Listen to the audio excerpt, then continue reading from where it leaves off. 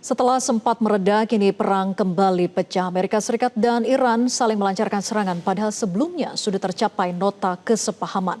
Kami akan membahasnya dengan Direktur Kerjasama dan Hubungan Eksternal Think Tank Indo-Pacific Strategic Intelligence, Aisyah Kusuma Somantri. Selamat sore, Mbak Aisyah.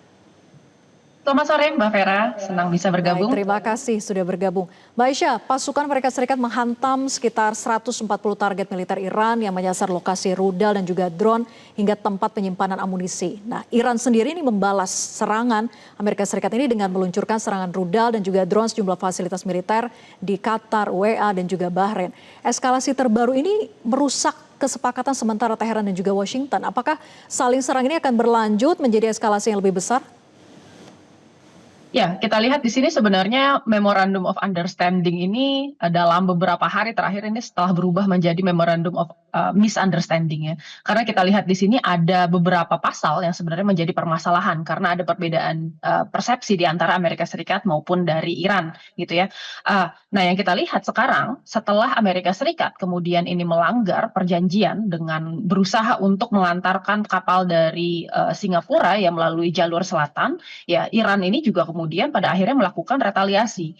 Nah, permasalahannya ketika kemudian konfliknya sudah terbuka lagi dan tembakan pertama itu diluncurkan, nah sekarang kita melihat bahwa kedua negara ini kembali ke pola semula, yaitu adalah menekan satu sama lain dengan menggunakan coercive diplomacy. Dalam arti kata, sebenarnya keduanya masih sangat berharap ini tujuan dari MOU yang kemarin telah disepakati ini masih bisa tercapai. Akan tetapi kemudian tensinya menjadi tinggi lagi, sehingga kemudian tujuan dari MOU awal yang sebenarnya bukan merupakan tujuan akhir dari kesepakatan damai, tetapi merupakan baseline. Baseline untuk apa? Untuk bisa menciptakan sebenarnya sebuah kondisi di mana kedua negara ini bisa berhenti saling serang terlebih dahulu, sehingga dalam waktu-waktu tersebut negara-negara tersebut bisa melakukan yang namanya confidence building measure atau pertukaran informasi, lalu pembuatan pembangunan kepercayaan, sehingga ya negosiasinya bisa berlangsung dengan lebih lancar. Karena apa yang membuat kemudian negosiasi kemarin yang pertama dan kedua itu gagal? Salah satunya adalah trust deficit yang sangat tinggi dari Iran maupun dari Amerika Serikat.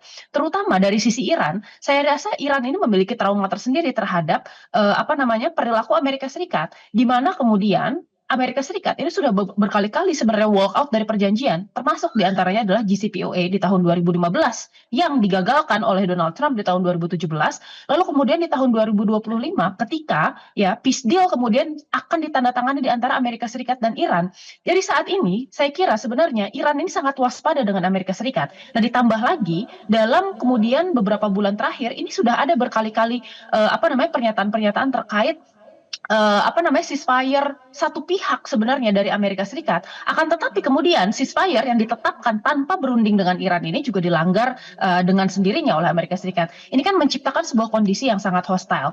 Nah, sekarang sebenarnya kalau dilihat dari pola serangan ada sebenarnya penurunan intensitas serangan yang sudah dimulai dari bulan April kemarin gitu ya hingga ke bulan sekarang. Akan tetapi sekarang ini naik lagi. Dan saya akan bilang bahwa yang namanya proses perdamaian ini memang tidak berjalan secara linear. Terkadang ada proses naik turunnya dan saya kira ini merupakan salah satu momen-momen di mana kemudian tadi ya misunderstandingnya terjadi lagi, lalu kemudian komunikasi di antar elit ini kemudian tidak terjalin sehingga ya apa yang kemudian diharapkan dari MOU kemarin ini jadinya tidak tercapai. Saya kira sebenarnya keinginan untuk melakukan diplomasi itu tetap ada dari kedua belah pihak, akan tetapi tanpa adanya resolusi terkait masalah kesalahpahaman dan kurangnya informasi, pertukaran informasi keduanya, maka kemudian ada kemungkinan konfliknya akan kembali lagi ke pola semula. Kalau melihat dari sisi kesiapan amunisi senjata yang dimiliki oleh Iran maupun juga Amerika Serikat, terlebih tadi juga yang diserang adalah sejumlah pangkalan dari Iran maupun juga amunisi persenjataan Iran. Jika perang ini terus berlanjut akan seperti apa kesiapan amunisinya? Saya kira sebenarnya Iran di sini memiliki kekuatan yang sebenarnya masih kuat. Meskipun Amerika Serikat kemarin sudah mengklaim berkali-kali bahwa mereka telah menghancurkan kapasitas Iran untuk melawan, kenyataannya kita lihat sebenarnya mungkin angka 30% sampai 40% yang dinyatakan Donald Trump itu ternyata tidak bisa terbukti. Karena apa? Yang dihancurkan oleh Amerika Serikat kemarin adalah platform-platform besar seperti misalnya kapal berukuran sedang ya, frigate misalnya. Lalu kemudian kita lihat juga ada beberapa kemampuan dari coastal defense. Akan tetapi ya, kalau kita lihat sebenarnya sebenarnya center of gravity dari kekuatan Iran ini terletak kepada rudal-rudal misilnya gitu. Nah, rudal-rudal ini masih ada di dalam Iran dan ini kemudian bekerja dengan sangat baik. Terutama kalau kita lihat dari segi karakteristik industri militernya, ini mereka ada hubungan yang tegak lurus antara industrinya dengan kemudian pemimpin supreme leadernya, sehingga kemudian kemampuan Iran untuk bisa replenishing stoknya ya, dan kemudian mengisi kembali kemampuannya itu jauh lebih cepat dibandingkan dengan Amerika Serikat. Taruh saja misalnya kita bicara tentang drones ya, Shahid 136 yang digunakan oleh Iran sebagai salah satu drone kamikaze-nya. Iran saja memiliki kemampuan sekitar memproduksi 50 sampai 100 per bulannya. Itu merupakan tingkat produksi yang cukup tinggi. Nah, kita bicara tentang kemudian kemampuan angkatan laut dan angkatan udara yang kemarin bertempur dengan Amerika Serikat. Kita belum membicarakan tentang angkatan darat yang ini masih sebenarnya sifatnya masih sangat segar gitu. Jadi saya rasa sebenarnya Iran menghadapi serangan-serangan dari Amerika Serikat, mereka sudah berkomitmen memang untuk bisa membalas 1,5 kali lipat dari apa yang kemudian damage yang kemudian ditimbulkan oleh Amerika Serikat. Nah, dari sisi AS saya kira sekarang mereka juga mengklaim bahwa mereka telah menghasilkan sekitar 1.000 rudal baru ya. Tetapi pertanyaannya, apakah 1.000 rudal baru itu memang diproduksi semuanya untuk dialokasikan ke Timur Tengah atau tidak gitu? Karena yang seperti kita tahu sebenarnya ada ancaman terkait imperial overstretch atau kemudian besarnya ya kemungkinan Amerika Serikat ini tidak bisa mempertahankan pengaruhnya di kawasan-kawasan lain yang penting oleh Amerika Serikat seperti misalnya di Indo-Pasifik lalu kemudian di Eropa di mana kemudian ketegangan dengan China dan kemudian dukungan Amerika Serikat ke konflik Rusia dan Ukraina ini masih menjadi salah satu hal yang penting bagi AS gitu ya. Jadi kita nggak tahu sebenarnya 1.000 itu alokasinya seperti apa. Dan sekarang kita lihat bahwa perang ini akan berlangsung dalam jangka waktu yang panjang apabila misalnya ternyata memang MOU-nya ini sudah gagal untuk diterapkan. Nah, sekarang Amerika Serikat dari segi pendanaan perang ini juga mengalami kesulitan. Karena apa? Karena sampai sekarang sebenarnya ada perang dompet yang dilaksanakan oleh Kongres Amerika Serikat setelah War Power Resolution ini ditandatangani oleh Kongres. Jadi kita lihat sebenarnya di sini antara Iran yang sebenarnya secara kemampuan ini masih banyak yang sebenarnya masih fresh dan dia kemudian bisa jeda untuk bisa mengisi ulang amunisinya dengan Amerika Serikat yang sekarang sebenarnya agak terdesak nih dari segi anggaran. Meskipun kita tidak bisa menghapuskan kenyataan bahwa sebenarnya dari segi kekuatan militer secara total Amerika Serikat ini memang lebih besar. Dampak dari eskalasi ini kan kita lihat bahwa Iran akhirnya kembali menutup Selat Hormuz, sementara Amerika Serikat kembali memblokade pelabuhan Iran. Kemudian Iran menyindir tarif yang ingin ditetapkan oleh Amerika Serikat ini atas lalu lintas di Selat Hormuz. Motivasi Amerika Serikat apakah tarif ini harus diberlakukan sehingga serangan itu terus berlangsung? Ya saya kira sebenarnya ini ada salah kaprah ya. Jadi yang namanya dokumen perjanjian kadang-kadang memang ini bisa diinterpretasikan dalam beberapa cahaya yang berbeda.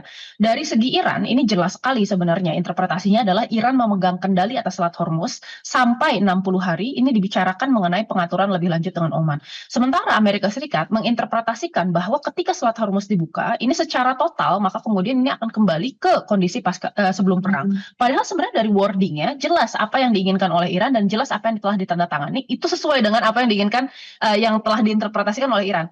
Nah, permasalahan kita lihat sebenarnya Iran ini sekarang tidak akan mungkin melepaskan Selat Hormuz. Kenapa? Karena sebenarnya ini merupakan nuklir ekonomi bagi Iran.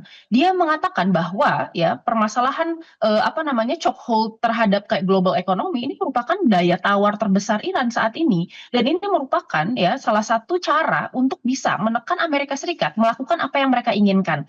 Nah, Amerika Serikat sekarang berusaha untuk membalas dengan strategi yang sama dengan apa yang mereka sebelumnya lakukan yaitu dengan melakukan blokade di atas blokadenya Iran ya. Tetapi permasalahannya ketika AS melakukan hal tersebut, apa yang menyakiti Iran, maka itu juga akan menyakiti hampir seluruh negara di dunia, terutama menyakiti negara-negara Teluk yang kemudian ada di sana dan beroperasi menggunakan Selat Hormuz itu juga. Gitu. Jadi saya rasa ini merupakan sebuah rencana dari Amerika Serikat untuk bisa mendapatkan leverage atau posisi tawar yang lebih besar di dalam bidang diplomasi. Sekali lagi permasalahan Selat Hormuz ini akan berdampak kepada perekonomian dunia karena jelas beberapa hari setelahnya kita lihat harga minyak pagi ini itu sudah mencapai $80 per barel lagi gitu. Sehingga kemudian permasalahan krisis energi lalu kemudian kelangkaan barang ini akan menjadi salah satu tantangan terbesar di dalam dampak dari geopolitik perang ini. Baik, terima kasih Mbak Aisyah atas analisa Anda dan terima kasih sudah bergabung bersama kami. Selamat sore. Jelajahi cara baru mendapatkan informasi. Download Metro TV Extend sekarang.